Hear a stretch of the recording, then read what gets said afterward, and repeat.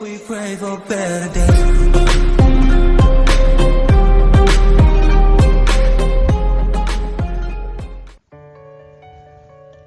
Assalamualaikum warahmatullahi wabarakatuh. Kami dari kelompok 2 akan menjelaskan materi tentang masa kemajuan Islam I pada tahun 650 sampai 1000 Masehi. Saya Priyanti Maisaratul Mukarramah dan teman saya Rizky Dayanti. Yang pertama adalah dinasti Khilafah Rasyidah.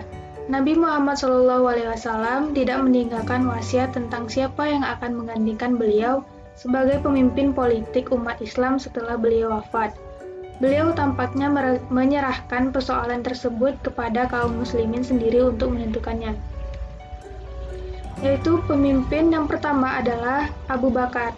Sebagai pemimpin umat Islam setelah Rasul, Abu Bakar disebut Khalifah Rasulullah atau pengganti Rasul, yang dalam perkembangan selanjutnya disebut Khalifah saja. Khalifah adalah pemimpin yang diangkat sesudah Nabi wafat untuk menggantikan beliau melanjutkan tugas-tugas sebagai pemimpin agama dan kepala pemerintahan. Abu Bakar menjadi khalifah hanya 2 tahun. Pada tahun 634 Masehi, ia meninggal dunia. Pada masa yang sesingkat itu, habis untuk menyelesaikan persoalan dalam negeri, terutama tantangan yang ditimbulkan oleh suku-suku bangsa Arab yang tidak mau tunduk lagi kepada pemerintah Madinah. Yang kedua adalah masa Umar bin Khattab. Umar menyebut dirinya Khalifati Rasulullah atau pengganti dari pengganti Rasulullah. Ia juga memperkenalkan istilah Amirul Mukminin, yaitu komandan orang-orang yang beriman. Pada masa kepemimpinan Umar, wilayah kekuasaan Islam sudah meliputi Jazirah Arabia, Palestina, Syria, sebagian besar wilayah Persia, dan Mesir. Umar memerintah selama 10 tahun, yaitu pada tahun 13 sampai 23 Hijriah atau 634 sampai 644 Masehi. Masa jabatannya berakhir dengan kematian. Dia dibunuh oleh seorang budak dari Persia bernama Abu Lu'luh. Yang selanjutnya adalah masa Utsman. Pada masa pemerintahan Utsman atau tahun 644 sampai 655 Masehi, Armenia, Tunisia, Siprus, Rhodes, dan bagian yang tersisa dari Persia, Transokania, dan Tabaristan berhasil direbut. Ekspansi Islam pertama berhenti sampai di sini. Pemerintahan Utsman berlangsung 12 tahun. Akhirnya pada tahun 35 Hijriah atau 655 Masehi, Utsman dibunuh oleh kaum pemberontak yang terdiri dari orang-orang yang kecewa. Salah satu faktor yang menyebabkan banyak rakyat kecewa terhadap kepemimpinan Utsman adalah kebijaksanaannya mengangkat keluarga dalam kedudukan tinggi. Meskipun demikian, tidak berarti bahwa pada masanya tidak ada kegiatan-kegiatan yang penting. Utsman berjasa membangun bendungan untuk menjaga arus banjir yang besar dan mengatur pembagian air ke kota-kota. Dia juga membangun jalan-jalan, jembatan-jembatan, masjid-masjid, dan memperluas masjid Nabi di Madinah. Kemudian masa Ali bin Abi Thalib. Setelah Utsman wafat, masyarakat beramai-ramai membait Ali bin Abi Thalib sebagai khalifah. Ali memerintah hanya 6 tahun. Selama masa pemerintahannya, ia menghadapi berbagai pergolakan. Tidak ada masa sedikit pun dalam pemerintahannya yang dapat dikatakan stabil. Pada tanggal 20 Ramadan 40 Hijriah atau 660 Masehi, Ali terbunuh oleh salah seorang anggota Khawarij. Kedudukan Ali kemudian digantikan oleh anaknya, Hasan, selama beberapa bulan. Mulai dari masa Abu Bakar sampai kepada Ali dinamakan periode Khalifah Rasyidah. Para khalifahnya disebut Al-Khulafaur Rasyidin atau khalifah-khalifah yang mendapat petunjuk. Ciri masa ini adalah para khalifah betul-betul menurut teladan Nabi. Mereka dipilih melalui proses musyawarah yang dalam istilah sekarang disebut demokratis. Setelah periode ini, pemerintahan Islam berbentuk kerajaan. Kekuasaan diwariskan secara turun-temurun. Dan selanjutnya adalah masa Khilafah Bani Umayyah.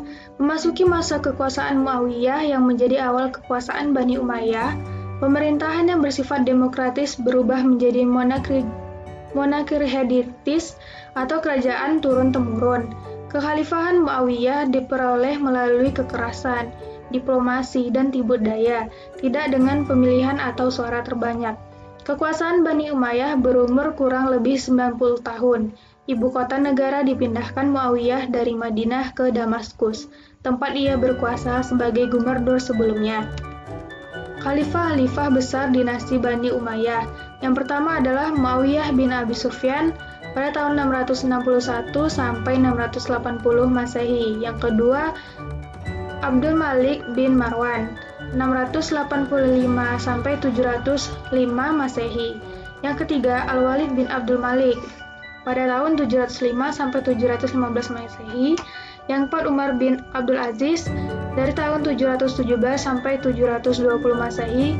Dan yang terakhir, Hashim bin Abdul Malik, yaitu pada tahun 724 sampai 743 Masehi. Ekspansi yang terhenti pada masa Khalifah Utsman dan Ali dilanjutkan kembali oleh dinasti ini, dengan keberhasilan ekspansi ke beberapa daerah, baik di timur maupun barat. Wilayah kekuasaan Islam masa Bani Umayyah ini betul-betul sangat luas.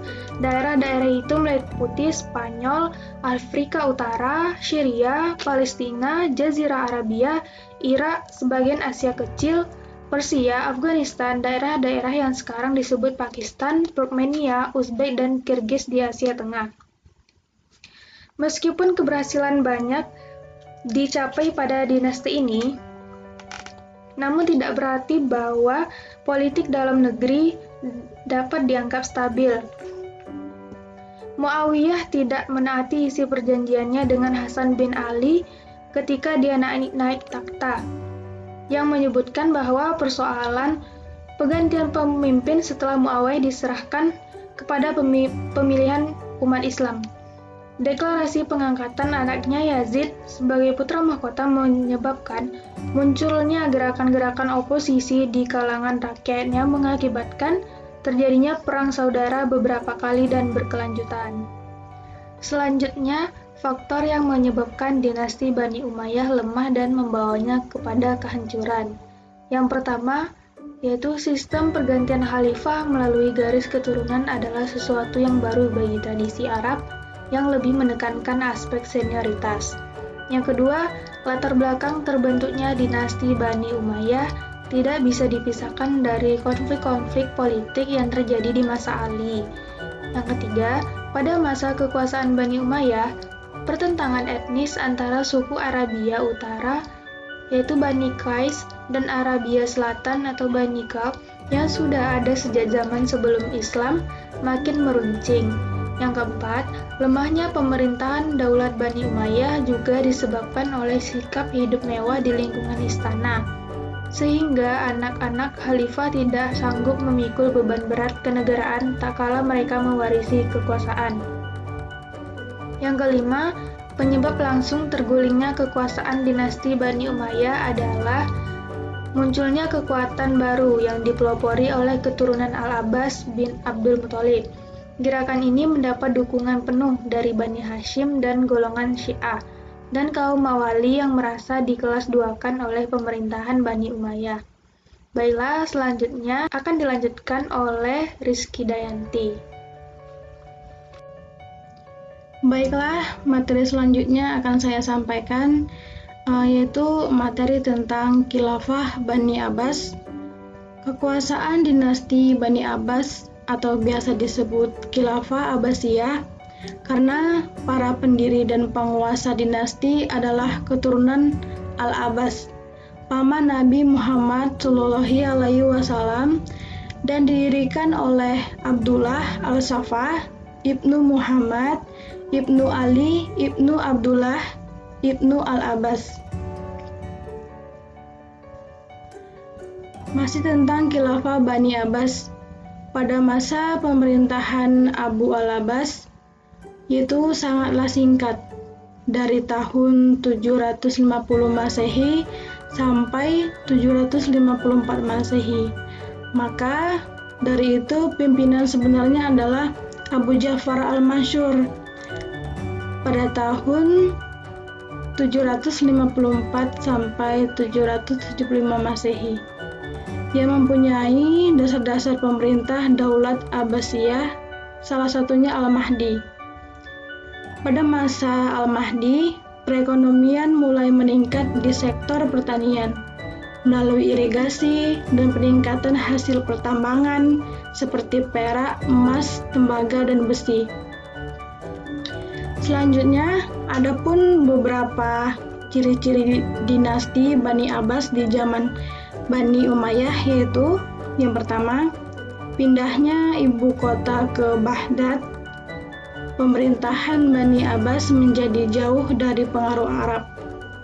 Dan yang kedua, penyelenggaraan negara pada masa Bani Abbas, jabatan wazir yang membawahi kepala-kepala departemen. Dan yang ketiga, ada ketentaraan baru terbentuk pada masa pemerintahan Bani Abbas. Selanjutnya, perkembangan lembaga pendidikan mencerminkan kemajuan ilmu pengetahuan. Berkembangnya kemajuan ilmu pengetahuan ada dua hal. Yang pertama, terjadinya asimilasi antara bangsa Arab dengan bangsa-bangsa yang lebih terdahulu. Dan yang kedua, ada gerakan terjemah yang berlangsung dalam 3 fase. Dan fase yang pertama itu ada pada masa Khalifah Al-Mansur hingga Harun al-Rasyid. Pada masa ini banyak karya-karya dalam bidang astronomi dan mantik. Dan yang kedua itu ada pada masa ini berlangsung masa Khalifah Al-Ma'mun hingga tahun 300 Hijriah. Pada masa ini, buku-buku banyak diterjemahkan dalam bidang filsafat dan kedokteran. Selanjutnya, dan yang ketiga, masa ini berlangsung setelah tahun 300 Hijriah, dan pada masa ini setelah adanya pembuatan kertas, bidang-bidang ilmu diterjemahkan semakin luas.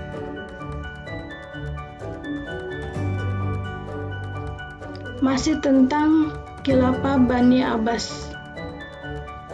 Dalam pengaruh gerakan terjemahan terlihat dalam perkembangan ilmu pengetahuan umum, terutama dalam perkembangan ilmu pengetahuan umum, yaitu dalam bidang astronomi.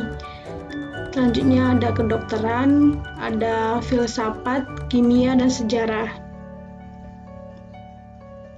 Adapun tokoh-tokoh terkenal di bidang filsafat antara lain Al-Farabi, Ibnu Sina, dan Ibnu Rushd. Dan yang pertama itu ada Al-Farabi. Banyak menulis buku tentang filsafat, logika, jiwa, kenegaraan, etika, interpretasi terhadap filsafat Aristoteles. Dan yang kedua itu ada Ibnu Sina.